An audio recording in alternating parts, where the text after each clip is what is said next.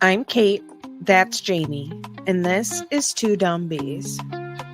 Join us as we navigate the realms of the supernatural and unravel the quirks of pop culture.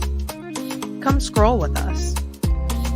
I made Hush Puppy. I'm kind of leaning towards the Myers are just keeping secrets. I do too. We'll get there because I do too. Today we will be covering Skinwalker Ranch. Spooky. Ooh.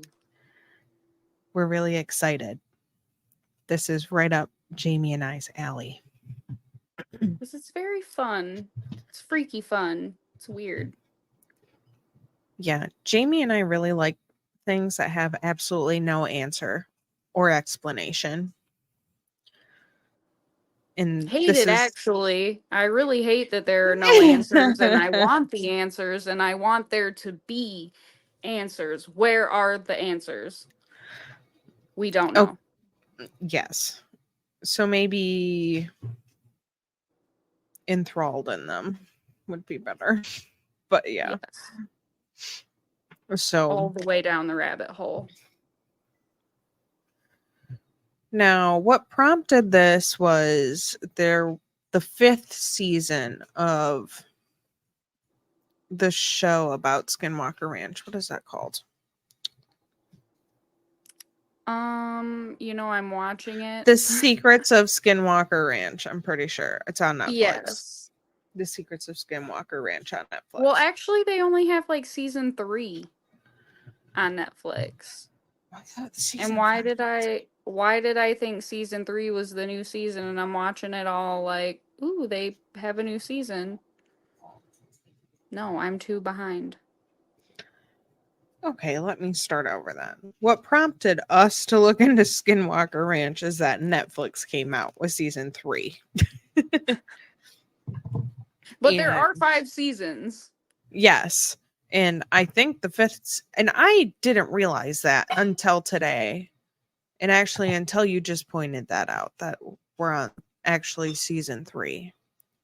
Regardless, which we is don't a need to little get cheesy. I'm gonna give it that. Well, and that's why I'm saying, I'm like, I can't believe that there's 5 seasons because it's so tacky. I just now on season 3 because I was watching it. Now I need to watch more. Anyway, again,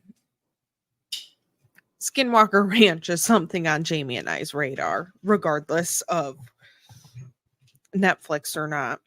So we really wanted to dig into it and see what new stuff is happening too. So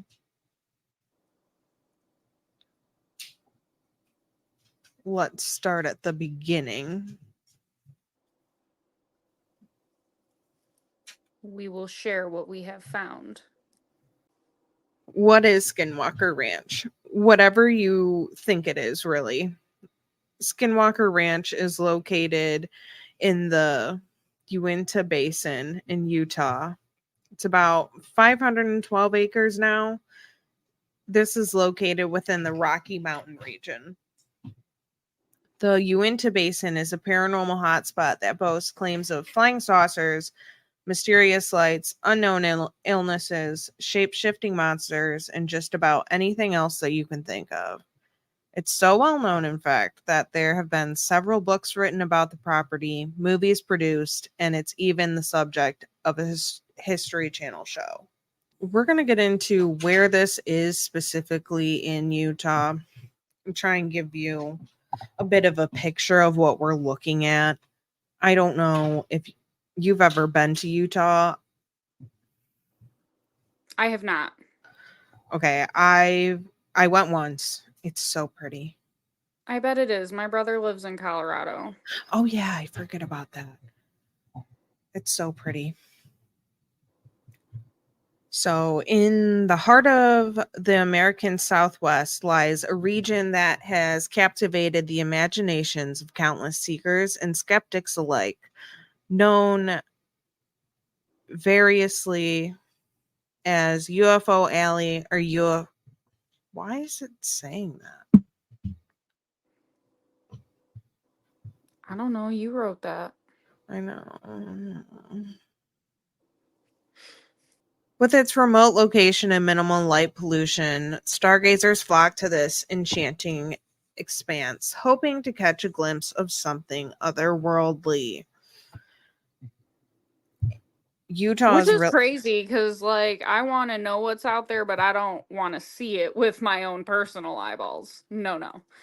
You don't? Absolutely not. You could not pay me to go there. My God. Well, like I what? Like, want them to find out what's out there and to put it on the show, but like, well, maybe not Skinwalker Ranch itself, but like the area surrounding it. You wouldn't go to like see a UFO or something. No, your face says no. man, because like, if the aliens take you in the spaceship, you know what they do, right? I mean, I think we all know what they do. I don't want that. Kanye West, I think, wrote it into a song once.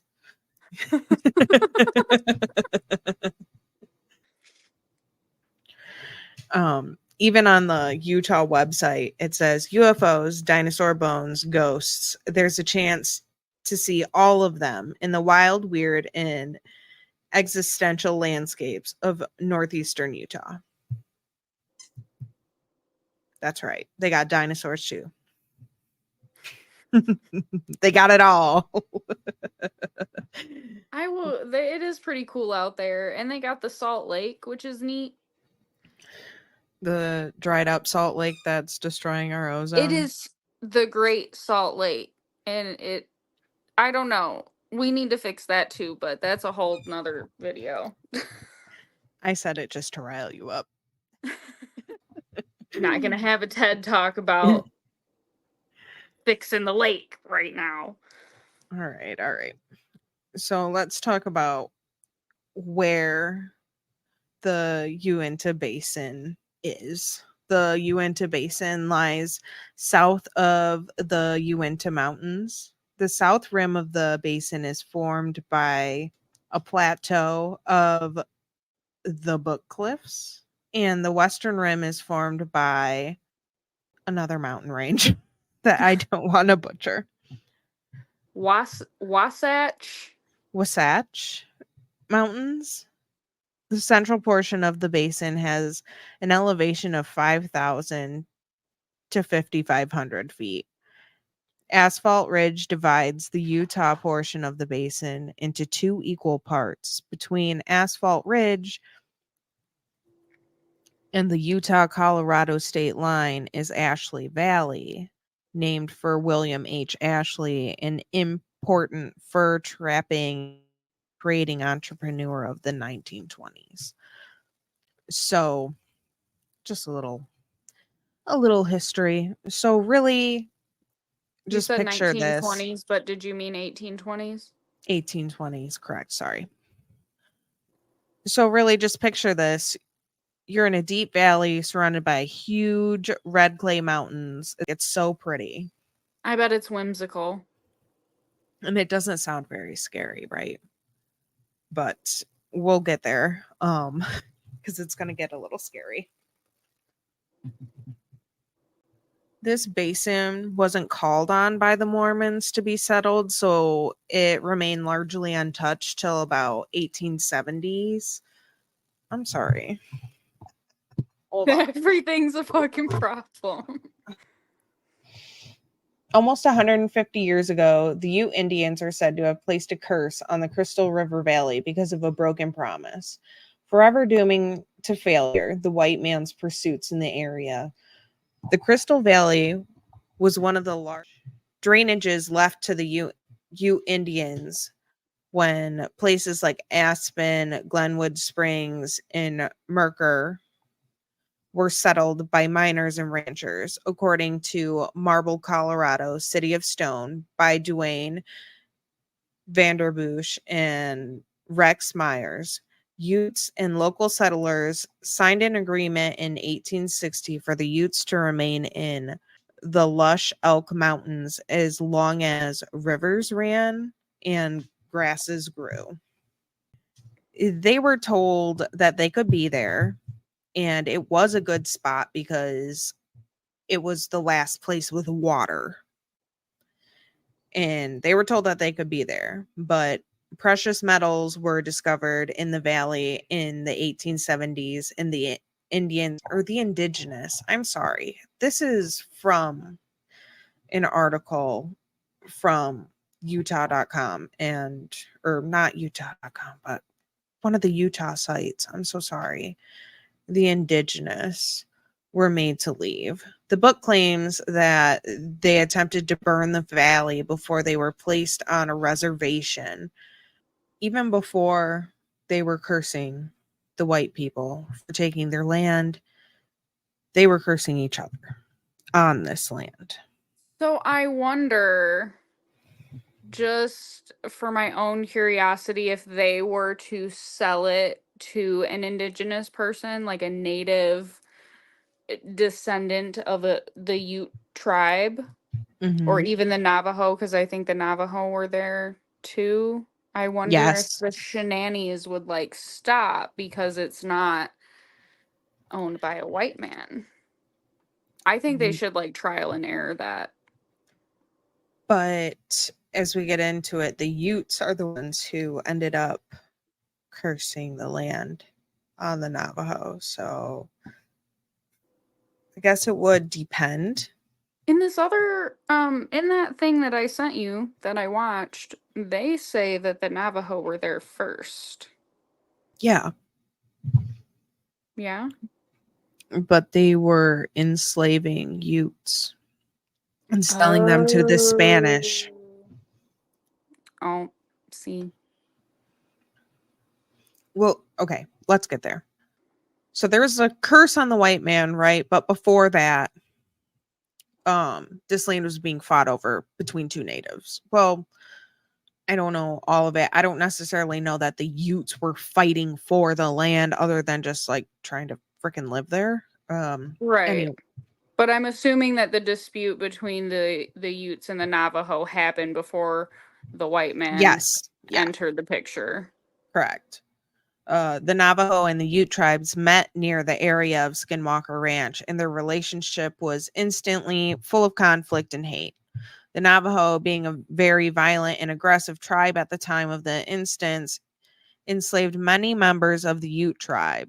The Utes, having hated the Navajo tribe for enslaving their people for so long, eventually placed a curse over the land, which is now Skinwalker Ranch. In fact, the Utes put a curse on the land that supposedly caused skinwalkers to begin to inhabit the area. Okay, questions answered. Mhm. Yeah. So the Navajo tribe especially believed that these skinwalkers were shapeshifters who could assume the form of any animal, which allowed them to travel quickly and gave them the ability to hide in plain sight. So, and that's why the Utes cursed them with skinwalkers, because the Navajo were the ones who were scared of skinwalkers and who believed in skinwalkers. So they like cursed them with their own thing. Got it. Love that. Right? Like smart. They also were known, the skinwalkers were known to make humans go absolutely mad and wield the same black magic that made them.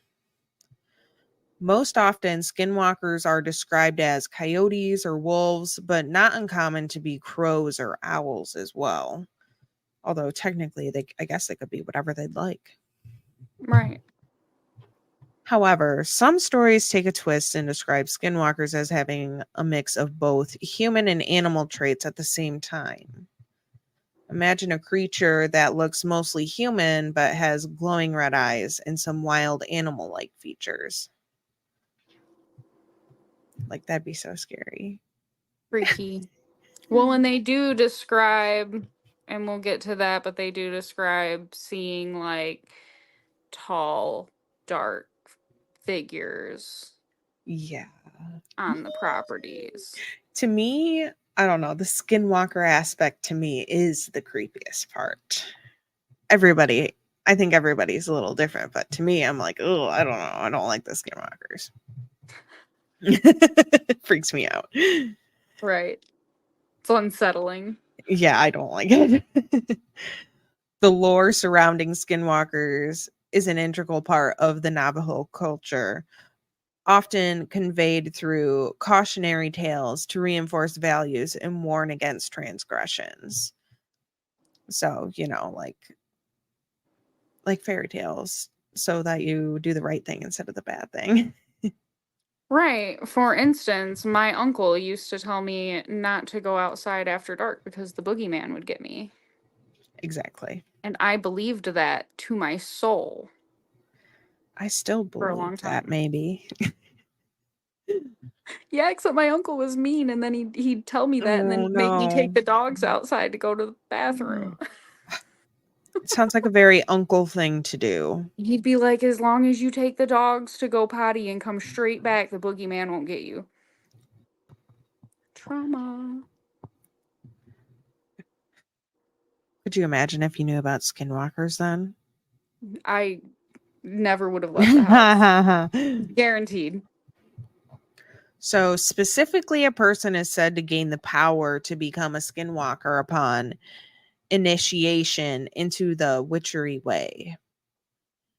The initiation into the witchery way involved murdering a close relative, especially a sibling. Other crimes also associated with it were necrophilia and grave robbing. Once one had been initiated into the witchery way, they became pure evil. Creepy. Since the Navajo tribe had a long fear of these creatures, yes, we talked about that. That's why the Utes cursed them with them. Yes. So essentially, this land has over 2 centuries of bad juju associated with it, okay? This land is so cursed and toxic. It's native land. There's going to be native burial grounds, and we all know how that works out when you're digging up on stuff that you shouldn't be digging on, which is exactly what they were Yeah, you're not doing. supposed to do that. They're mining and everything else and digging into all kinds of stuff. I can only imagine. So now that we have a good understanding of the land's history, we can get into everything that's really happened that's been creepy and otherwise. Yes. I'm gonna touch on an interview that I found at the UFOchronicles.com, and I do leave quite a bit of the interview out just for time's sake. I kept it to the to for the I only put in the necessary bits, but if you want to read the full thing, it is really really interesting. Um yeah, so anyway, interviewer Frank B. Salisbury interviewed Garth Myers, and Garth is the brother of Kenneth John Myers, who was the original owner of Skinwalker Ranch. The interview took place in 2009 when Garth was 88 years old. He had said that he was much younger than Kenneth, and Kenneth's wife Edith. So as a teenager, he spent several summers working on the ranch. Kenneth died at age 86 in 1987, but Edith continued to live on the ranch for 5 more years until she was taken to a rest home. The house was empty for 2 years, but the land was leased to other ranchers to farm and run cattle, as it had been when Kenneth and Edith lived there. They would lease out a lot of the land. Oh, okay.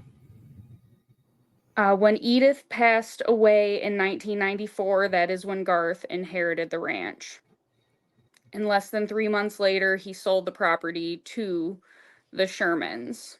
When asked about the strange happenings alleged by the Shermans, Garth stated that I can tell you right off that my brother died in April of 1987. My sister-in-law lived alone there until about 1992. She died in March of 1994, and I can tell you unequivocally that up until 1992, there had never been and there never were any signs of that.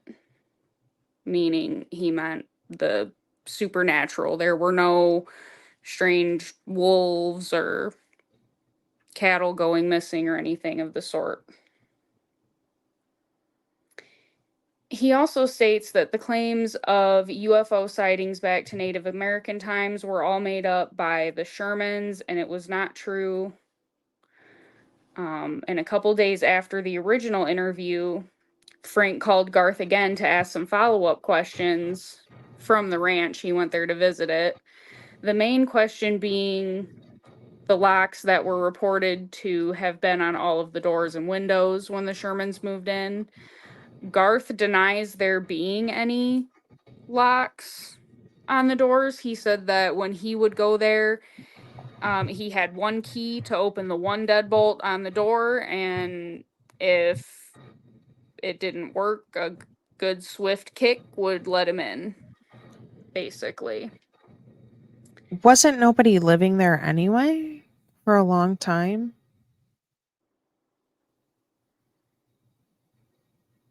No, just from 92 to 94. It did sit empty for 2 years, and he would go there to like check on it. Okay. But yeah, no, so he if sold he's it fairly quick in 1994. He sold it pretty lickety split after Edith passed away. okay. Well, yeah, he would know then, I guess, if there were locks. We haven't gotten that far yet, but we're going to start off skeptical here with Mr. Sherman. Well, I'm skeptical about everyone, but the second question, okay, was about the stipulation where they were not allowed to dig on the ranch. Garth says that that is also not true. That the only stipulation in the real estate agreement was that the previous owners got to keep the oil rights to the property. So, meaning if they did dig and they struck oil, like Garth still had the rights to that oil. And his two sisters. It was like Garth and his two sisters inherited this ranch. That seems like something they could totally twist, to make it sound like you're not allowed to dig at all. Yes, and Frank stated that in his article, that because oil had become so important in the basin, such a stipulation would have been common practice at that time if you were selling real estate in that area. And he said that the rumor of no digging allowed possibly came from a man named Charles Wynn, who was doing some digging for Kenneth with a backhoe, and Kenneth had come out and told him there were specific areas that he could not dig in. And so that potentially could mean like he knew there were oil in those places and don't dig with the backhoe there because you'll hit oil. Right. So I don't think that him telling Charles Wynn not to dig in certain areas was like super nefarious or anything. Just knowing what I know, I could see them maybe spicing up those topics just based on the reports that are always around there. Right. The biggest takeaway from the interview is that while Kenneth nor Edith were ever able to be interviewed personally, Garth, who seems to have spent quite a bit of time on the ranch, denies any UFO activity and says that him and Kenneth were very close, and he is sure had Kenneth and Edith been having any issues on the ranch, they would have told him. And then again, like I said, I only touched on a few bits. It is a very long interview. Really good information in there about Kenneth and Edith. If you're interested, we'll maybe try to link that in the description box if you want to check it out. Yeah, we were really interested originally just who owned the ranch before the Shermans and we wanted to get, and there was really almost no information other than this. It is a good interview. It's very interesting, and it shows a different side, because this is, in my opinion, really one-sided for the most part, other than this. So it is a good, Right. it's a good comparison. And as you'll see, up until the Shermans move in, there were never any reports of cattle mutilations or spoiler alert, sorry.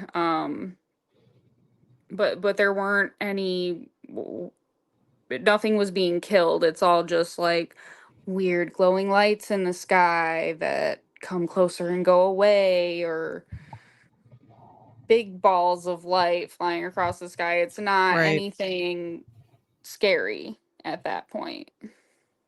Right. And it gets really scary. Terrifying. Right. It goes from like 0 to 100 so fast.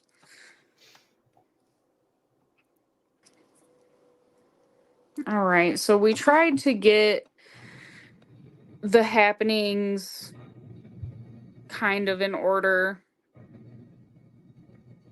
at least like the major ones. Like I said, up until the Shermans get there, really nothing interesting happens, and I don't know, really not much interesting has happened since, which They is do kind of kind of all happen suspicious. at once and like stack on top of each other really quick. So But if you start in chronological order, it all starts with the Ute curse, um, back in the day. The first report that I could find is summer of 1956. It was a local in the area, Sandy Richmond, and she reported an orange ball about 100 feet up flew overhead, about 30 miles ish away from the ranch. So I don't know. Potentially, it could have been like a comet or yeah, something. shooting star even, I guess. Right. Like, I don't know. It was 1956. They wouldn't have, seen on Facebook to be looking out for the comet going by. Mid-June of 1965, Brent DeYoung thought that he saw a bright star, but then it got closer to him before flying away completely. We won't have time to touch on all of these minor reports, but there have been numerous reports of odd lights or strange moving orbs near the ranch and surrounding areas. And that next part, I kind of already said that That's about fine. the nothing of great significance until Gwen and yeah. I was just watching an excerpt from the Netflix show, and they took a bunch of drones to like simulate something, and then they were also taking a bunch of like pictures, and they had them going in this crazy like cone shape thing because they're looking for stuff in the sky, and they're still looking for stuff and still like finding the orbs and things. Yeah, I have seen them catch a couple of the light orbs on camera, allegedly. I don't know what I feel about light orbs, because I It's so almost, hard because in my mind, I'm like, is that just the camera messing up? is it just the camera messing up? Are they messing with it? I find it suspicious that every time they do anything, like all the equipment just goes wonky or stops working. That happens too much almost in that show. Right. Like it's staged. It's because even this like clip I was watching from this new season, and I watched the first, second season, and half of the third season. I haven't seen this new stuff, and I'm halfway through the third season and think it's tacky. So can only imagine what the fifth season is like. But No, they were doing that the whole time. They're like, yeah, these are turning off and this and that. And yeah, I can't even use my cell phone. I'm like, how many times are we going to do this? Because I almost just don't believe it because it's too often. Right. It's too much. It's sus. But it's the weird animal stuff though that's getting me with this too. Right, because like numerous people. Never mind, we'll get there. Terry claims when they first came to the property that there were deadbolt locks on all of the windows and doors, on the inside and out, which he thought was very strange. He says there was also chains set up in the front and back that looked like previous owners kept large guard dogs. Oh, I'm Uh, gonna butt in right here because I didn't put it in the previous part about the article, but Garth Myers also had stated to the interview that um Kenneth and Edith had one dog. The dog had had an accident. He had like 3 legs and they didn't chain him up and he was not a guard dog, is oh, what he said. no. I wish we had more than just him. I I know. want I want more secondhand accounts. I know, right? On the first day on the ranch while they were unpacking, they had a run-in with what they thought was a very large coyote, but it turned out to be a wolf. The wolf approached them but wasn't aggressive, so he assumed that it was tamed and taken care of by a local. They even pet the wolf. The wolf then proceeded to attack a calf in a nearby pen. Oh, yeah. It like grabbed it by its face Yeah. and tried to Yeah, pull it it walked over through. because the calf had like stuck its head out of the fence because it was curious and he just grabbed it. Also, why are we Wow. petting a wolf? Whether you think it looks well taken care of or what. Like, that's insane. Like, no, I'm not even I don't petting a know. strange People dog. people go to Tennessee and try to pet the bears. I don't know Well, why. we know how bears will hold a grudge. Don't touch them, bears. They tried hitting the wolf, and when that didn't work, yeah, what are you going to do? You're punching a giant wolf? Sorry. I just like when I'm seeing this in my head, it's ridiculous. Terry shot the wolf 4 times with a shotgun. The wolf was unfazed, but did release the calf. After a few more shots, the wolf casually trotted away. And they said during that encounter when he was shooting the wolf, because after the initial 4 shots and it released the calf and was just standing there, he pumped a few more into it. And all that happened was like a piece of flesh fell off. And they Ew. reported that the piece of it was like a furry piece of flesh. Sorry, I don't want to be graphic, but they said that it was really smelly, like decay, it had very foul odor. That's so gross. That's so weird. Right. Gwen states a while after that, another wolf approached her in her car. And that I just threw in. Nothing happened with that. It just approached her car and looked scary and intimidating and then like slinked away back into the woods. Well, that maybe could have just been a regular schmegular wolf encounter in Utah. I don't know nothing about that, I but don't know, would a regular schmegular wolf just like walk up to you in your car? I don't know. I mean, maybe. I don't know anything about wolves. That's what I'm saying. I'm like, I don't know. Maybe they're really confident. They don't care. They're like, I'll fight your car. I have no idea.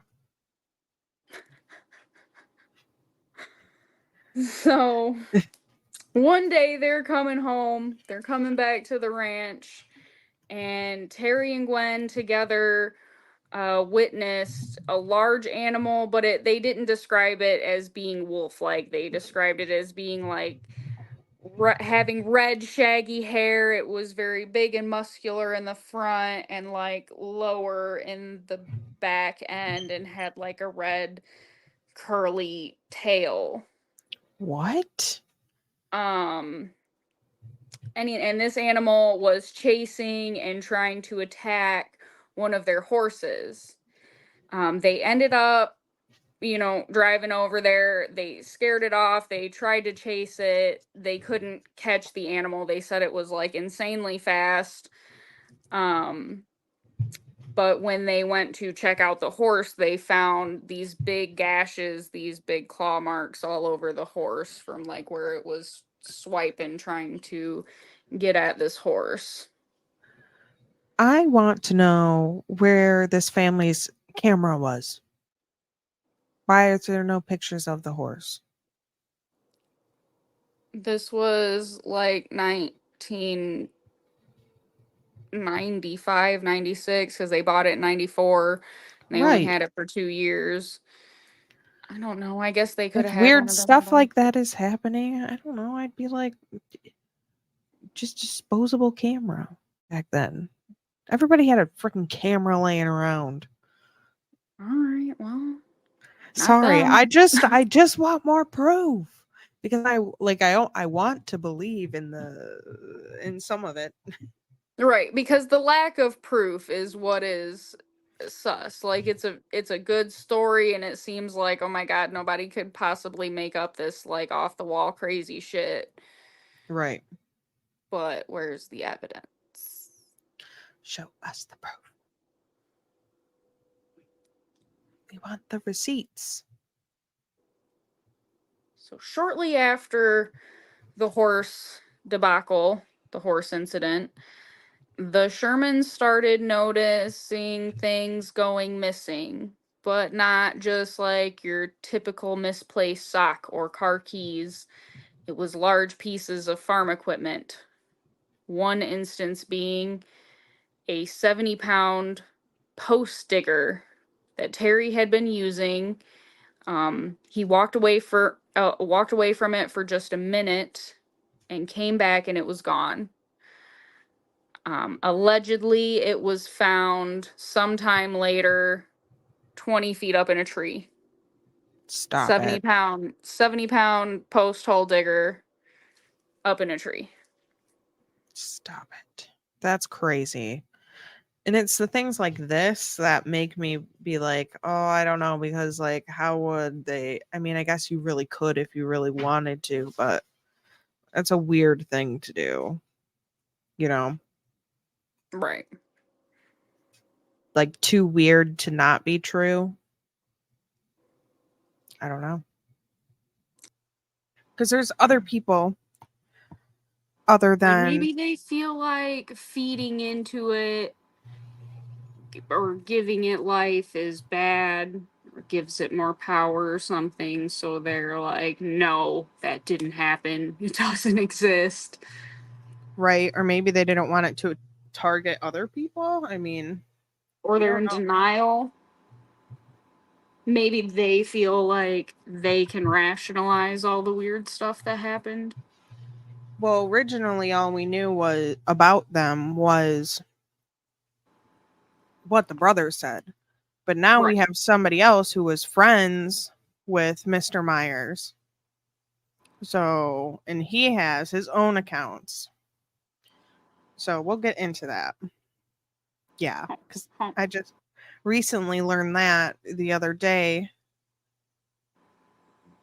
Because we have been watching and listening Look, I'm and telling you. reading. Oh, wow. Get it?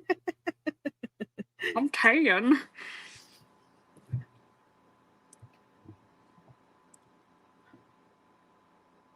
I don't know where I am anymore. Your So tan you has are. blinded me. Yeah, Okay. I know. I like pull my strap over and the beacons are lit. Condor calls for aid. Okay. So before Brandon Fogel, or I want to say Fogel, that's not the right name. Brandon Fugel.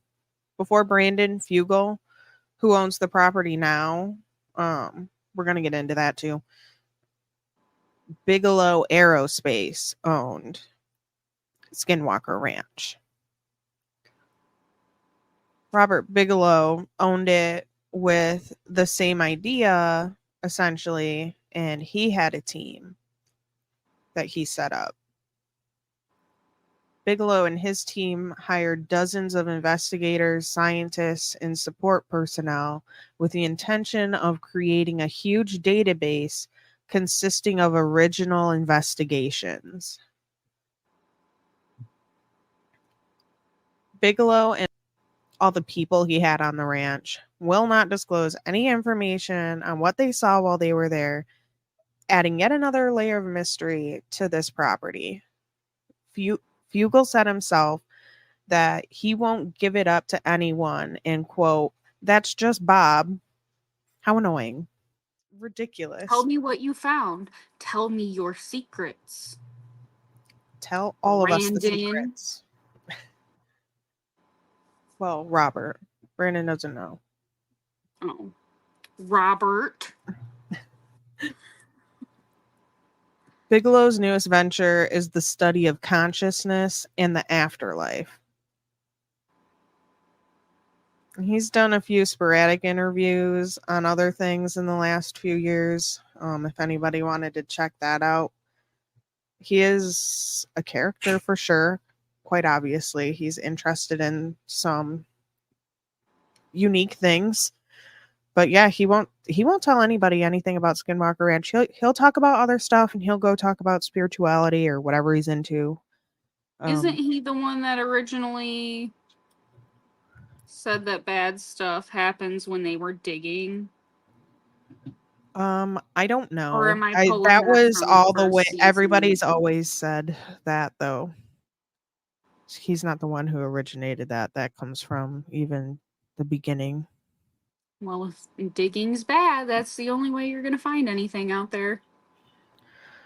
That's what we thought, and I don't know. After 5 seasons of Skinwalker Ranch,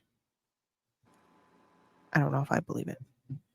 I don't know. It almost seems like they be bullshitting and they probably know more than they're alluding to. I think there's no need for 5 seasons of this show at all. I think one really concise season would have done it. Yeah, for sure. And then it would have kept the mystery alive. Yeah. Because what they're doing now just is boring. Yeah, it's and not then they're shooting their canisters or dropping their canisters, and the technology goes out, or yeah, because y'all pulled the plug or something. I'm not buying it. I don't either. I think it's overly produced and it's kind of goofy. But Brandon Fugel is the owner of Skinwalker Ranch now. And he's the gentleman who he doesn't host the show, but he is in it. He's involved in the show. The people who are on the show are his team. And Brandon is one of the most prominent businessmen and real estate developers in the Intermountain West. When you first look him up or Google him, that's really kind of all you see, is just that he's like a prolific business guy. If you look at his Instagram, he's more nerdy, I guess. But he's just always been interested in Skinwalker Ranch and the supernatural and stuff. And he had the money, so he just essentially he copied Bigelow. He was probably like, this dude isn't telling us anything, so I guess I'll buy it and I'll do the same freaking thing so I can know the stuff. I guess that's my assumption. Exactly. And it's gonna get even weirder, and probably at the beginning of the episode we should have said trigger warning, huh? Because we're gonna talk about some really effed up stuff right here. So I rewatched the first episode of Secrets of Skinwalker Ranch.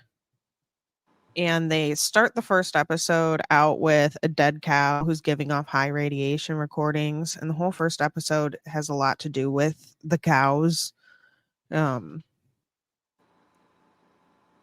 I wonder, because I did watch a few episodes of season 3, and that's kind of where I trailed off because they lost me. But there's not a whole lot of any kind of cattle dying or anything like that. So I wonder if it's still happening and they feel like that they've showed that and showed that, and it's not worth putting in there anymore. Or... Really, the cattle mutilations are the only documented things like that there's actual pictures of. Which I Right. Aside from the weird trailing lights they get a yes. photo of, which in my opinion could be anything. It could be a flicker of the light or a trick of the light hitting the camera or something. Or a shooting star, or you never know. Right. Although I do believe in aliens. I will say that. I do I believe mean, in I do. aliens. I definitely believe as big as the galaxy is and as big as these other galaxies are that they have found with the James Webb telescope, it would be silly to not believe in aliens. Like, and I don't mean like weird little googly eyed, 3-fingered, weird Right. aliens. They're probably more people like than I don't what know. we think. I don't know. I think it'd be weird if they were people like. I don't know. I wouldn't know what to even think they would look like, but I also don't think that they're coming down here and messing with our cows. I don't know I think that I think that the aliens drive by our planet and lock their doors. that. Like, don't let those humans in here. Very much that.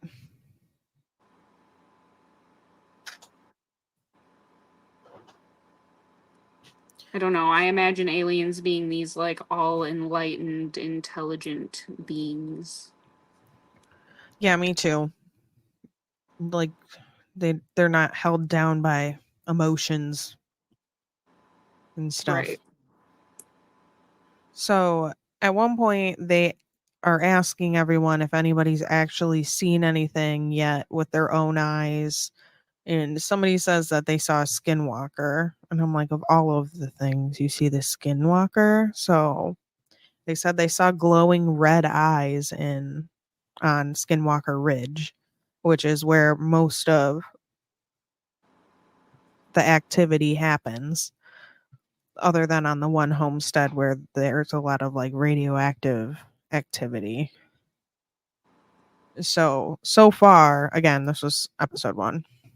Um that's the only like firsthand stuff. That and then the cows, which they did show the cows, but how easy would it be to just put a dead cow there and make a fake radiation thing go off? Well, they So, do claim that they have pictures of the Sherman's 3 dogs.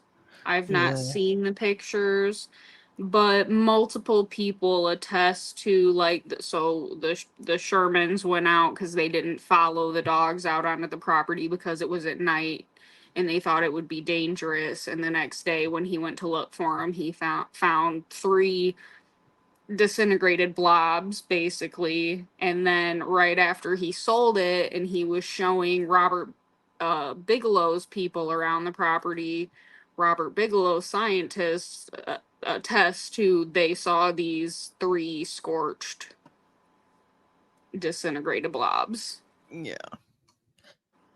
Mm. I bet Reddit has the pictures. Poor dogs. I don't know if I want to see it. I don't know if I'm that invested. If somebody else is, feel free, I guess.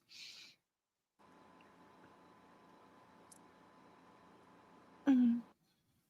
So they also started a new show called Beyond Skinwalker Ranch. And this kind of got me because they bring more people in to test other areas of the world to see if there's like other places like Skinwalker Ranch or like maybe they're connected in some way. And there's a place called Bradshaw Ranch, and there's a book called it, a book about it,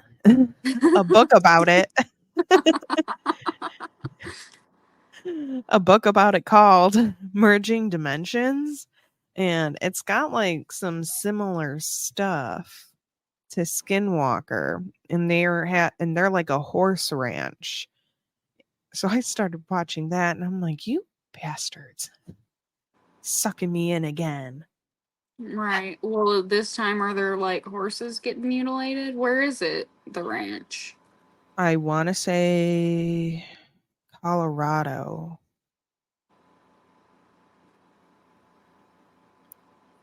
And Because I now wonder if the mutilations aren't even really mutilations. I wonder if it is some interdimensional shit. Say you rip open a portal, potentially that could cause elevated levels of radiation. And what if that radiation is enough to just melt the cow, right? that's fair. Because radiation poisoning, you basically melt from the inside out. What a great visual.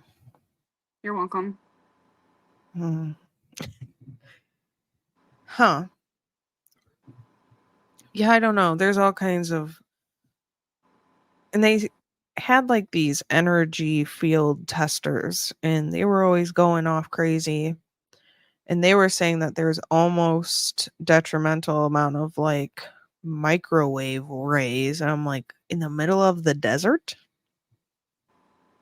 So that was weird too. There's definitely like some weird energy pockets or something out there. Hmm.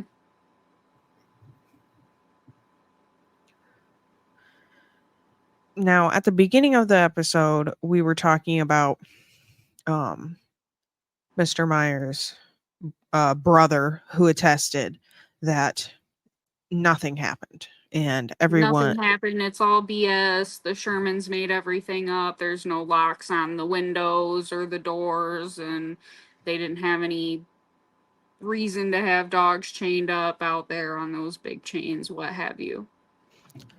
Now, Chris Porritt, Uinta County retired sheriff, talks with some of Fugel's team at Skinwalker.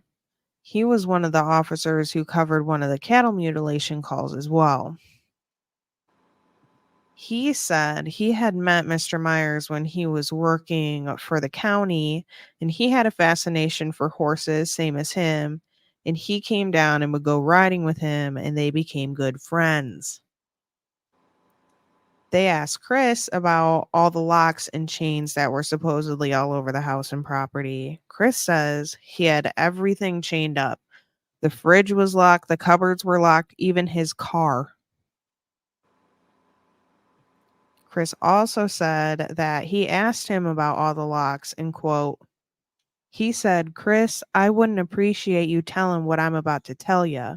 I said, well, your secret's my secret. He says, I get visitors, alien activity.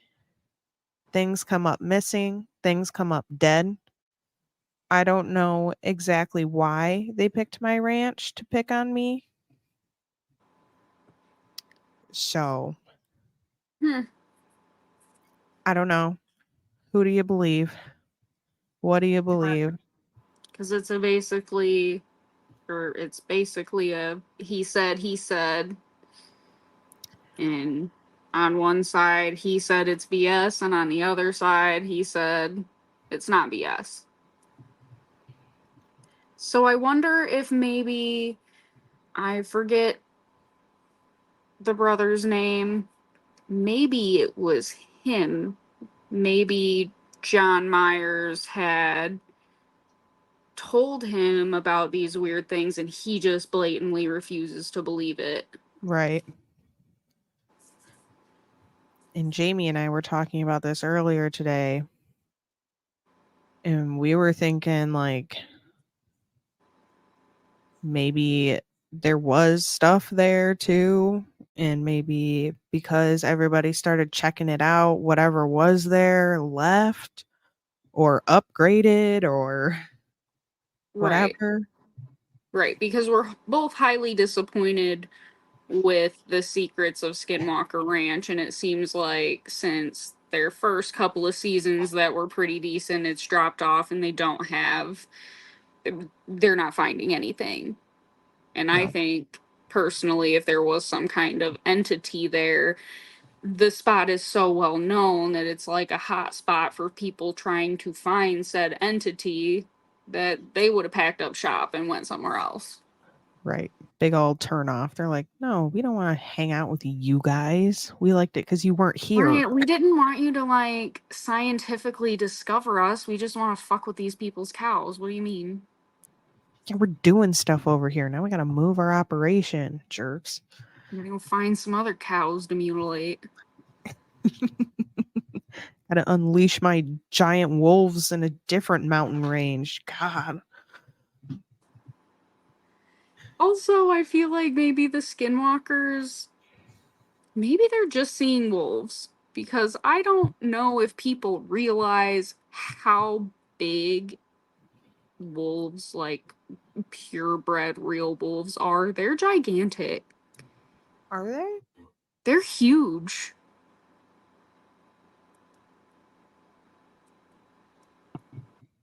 Sorry, couldn't help but take a bite of my cauliflower. I have no idea how big a real wolf is. I'm pretty sure they're like the size of Great Danes, if not larger. Stop. I They're mean, huge. I believe you. I'm like my brain can't. They're like they're like 3 times the size of a coyote. Coyotes are small. But yeah. Okay. Yeah, because if I saw that, I'd be like, that's not a wolf. That's a monster. Got something there. But also, I guess people out in Utah where there are more wolves, maybe they would know what a wolf looks like. I don't know. Yeah, I wouldn't know either. That's crazy though. I think that's very, very possible that that's what's happening.